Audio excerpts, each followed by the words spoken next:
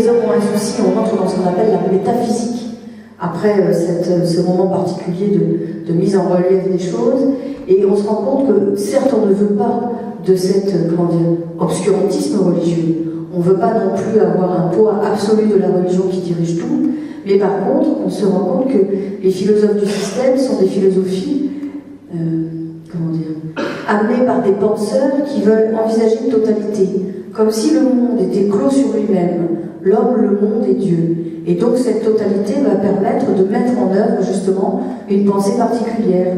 Comment Dieu a créé le monde, bien sûr.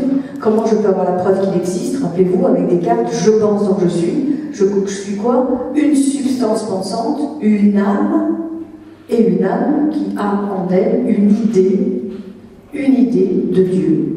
Et comme il n'a pas pu l'inventer lui-même, c'est la preuve pour Descartes que Dieu a déposé comme la trace de son existence en nous. C'est pour ça que nous sommes à même de le penser comme étant omnipotent, éternel, etc. Et donc de considérer qu'il est le créateur du monde, donc il m'a bien créé, mon corps et moi-même. C'est pour ça que quand je dis je pense, eh bien je porte avec moi toute la métaphysique et un système du monde. C'est pareil pour Malebranche, Spinoza et bien d'autres. Donc on réalise qu'on est vraiment dans une philosophie absolue, totale, qui à chaque fois joue de combinatoire, et d'un auteur à un autre, eh bien, il faut analyser la subtilité du système. Pour Leibniz, tout est logé dans une monade qui déploie, en fin de compte, ce qu'elle est. Quand on parle de Malebranche, eh bien, nous n'existons pas encore, c'est Dieu qui est en train de nous penser. Et donc il nous voit comme un peu un artiste ou un écrivain qui laisserait aller dans sa tête par l'imaginaire des personnages qui feraient un peu ce qu'ils veulent, et en fonction de nos comportements dans son esprit, quand il laisse vaquer son imaginaire, eh bien il voit ceux qui sont turbulents, ceux qui auront tendance à faire des bêtises, ceux qui seront raisonnables, et donc il donnera réellement et physiquement l'existence aux plus méritants. Vous voyez, tout ça c'est toujours de la philosophie avec l'homme, le monde et Dieu. Mais on sait bien que ces philosophies-là vont trouver leur point d'achèvement. Parce que quand on en termine avec ces philosophies du système, on entre dans les philosophies idéalistes. Les grandes philosophies qui vont vouloir poser de l'absolu, alors qu'entre-temps, il est venu une philosophie anglaise, David Hume, reprise directement par Kant, qui va poser le criticisme. Le criticisme, c'est le moment où on va vouloir renverser la métaphysique est ce qui est au-dessus, et on va vouloir en terminer avec un pan de l'histoire de la philosophie. Mais une fois qu'on a détruit la métaphysique et qu'on pense finalement que tout est immanent, qu'est-ce qu'il nous reste? Il ne nous reste plus qu'à être existentialiste. Vous voyez? C'est-à-dire qu'on vient de vider le ciel de la présence divine. On ne l'a pas repensé dans un système, on ne l'a pas fait sortir par une porte pour le refaire rentrer par une fenêtre.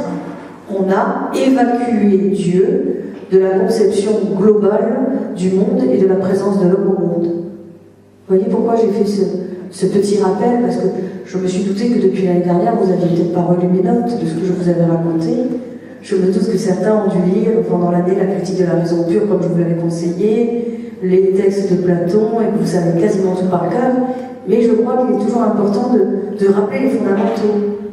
Donc, vous voyez, donc un homme qui s'interroge sur sa présence au monde, un homme qui croit en Dieu, qui s'agenouille devant lui parce qu'il a la foi et la ferveur, il ne doute plus. Puis un homme qui à un moment donné se dit bon, maintenant il faut vivre un peu, parce que l'au-delà c'est bien, mais c'est pas pour tout de suite. Et donc il s'occupe de sa maison, il s'occupe de sa femme, il s'occupe de ses enfants, il s'occupe de guerroyer, pourquoi pas. Donc il y a beaucoup de choses qui se jouent d'un point de vue terrestre. Je ne dis pas qu'on se détourne du céleste, mais il a une autre fonction. Et puis une fois qu'on en a terminé là, on veut reposer des philosophies du système, des grandes philosophies où tout se tient. Vous tirez sur une ficelle et vous avez tout, pousser l'homme, pousser Dieu, pousser le monde, et tout est tenu, c'est comme un labyrinthe. Vous rentrez dans un endroit et partout où vous ressortez, ça s'appellera soit l'homme, soit le monde, soit Dieu, parce que ce sont les portes d'entrée vers la compréhension. Et puis il y a une sorte de moment où il va falloir remettre en question tout ça en disant que finalement l'homme doit penser par lui-même. Il doit essayer de s'émanciper de tout ça, il doit essayer de s'extraire de la pensée que Dieu justifie tout, et il va devoir penser sans lui, c'est-à-dire sans Dieu. On a dit qu'on a des philosophes de l'absolu avec Hegel, on a dit qu'on a un idéalisme allemand, alors c'est Hegel, Fichte, Schilling, auquel je fais allusion. Ces trois auteurs-là, à la limite, ça serait l'objet peut-être d'une thématique, parce que c'est absolument prodigieux ce qu'ils ont pu écrire. Et Hegel, c'est un philosophe qui, malheureusement, est absolument mécompris. Les gens ne comprennent pas du tout sa pensée. Il n'est pas nécessairement simple à lire, mais il est absolument magnifique, ce penseur. Et lui, il a voulu penser que, finalement, si tout est à l'œuvre dans le monde et se déploie dans le monde, c'est que ça se déploie toujours à partir de quelque chose qui est plus grand que nous et qui a besoin de nous pour se réaliser. Ce qui veut dire qu'on est toujours dans la trame de quelque chose qu'on ne saisit pas, qui est de l'ordre de la conscience, mais une conscience qui serait suprême et qui se réaliserait par-dessus nous. Et nous ne serions capables d'accéder à ça que parce que justement nous sommes nous-mêmes des consciences, nous avons une raison, et donc par moments nous nous mettons en retrait de la totalité et nous comprenons qu'il y a dans le monde un absolu qui se réalise, mais en même temps nous sommes trop petits pour capter directement cet absolu. Donc nous sommes toujours dans une espèce de mouvement comme ça, entre la totalité dans laquelle nous sommes embarqués comme si nous étions victimes de tout, c'est-à-dire des circonstances, on l'a bien compris, et en même temps, ces moments de recul où nous regardons ce monde avec une sorte de projection sur lui, beaucoup de réalisme, et du coup, on entre en conflit avec lui, on entre en contradiction, et on se pose, si vous voulez, dans l'histoire, de manière particulière, je dirais singulière, puisqu'au départ, je construis ma propre histoire. Mais ma propre histoire se confronte à l'histoire collective, et donc à un moment donné, je suis dans une forme de détachement, et toujours relié à la totalité. N'oublions pas, pour Hegel, la pensée c'est le réel, et le réel c'est la pensée. Vous voyez, il n'y a pas de pensée là-haut, c'est tout est là. Mais tout se joue à des degrés qui font que, bon, le monde, si je suis dedans, on va dire c'est comme quand je suis sur mon vélo, je vois rien, je l'ai dans le guidon, on va dire, mais que si je me pose sur le bord du chemin, en regardant passer les autres, je vois quand même quelque chose qui se dessine. Je vois la route qui serpente, et je vois bien qu'ils sont en train de prendre un itinéraire et pas un autre. Vous voyez, c'est ça qui nous interpelle chez Hegel, c'est le cheminement personnel ou individuel et le cheminement collectif au sein de l'élaboration d'une conscience, avec un C majuscule, c'est-à-dire de l'esprit à l'œuvre dans l'histoire, nous dit Hegel. Donc c'est prodigieux. Mais bien entendu, c'est énorme, ça va amener un contrepoids tout ça. C'est-à-dire que le premier philosophe de l'existentialisme, ça va être Kierkegaard.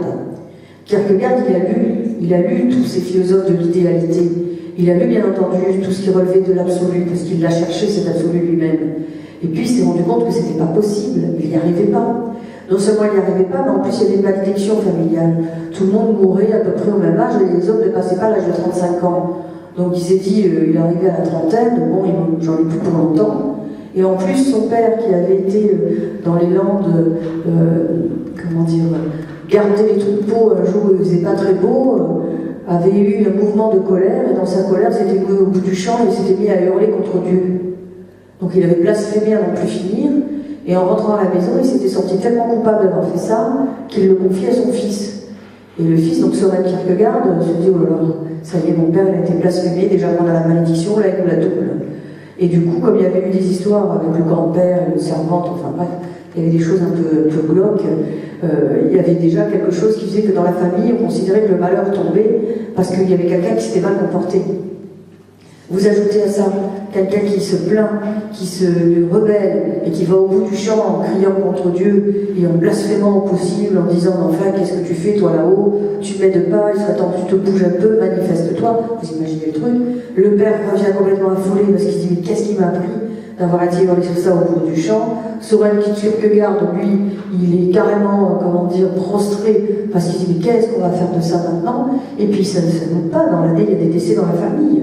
La mère, la sœur, tout y va bien, quoi. Donc il se dit, ça y est, le prochain, c'est moi. Et là, c'est drôle, sans l'être, il va se dire, bon, puisque c'est comme ça, je vais bientôt mourir, profitons-en.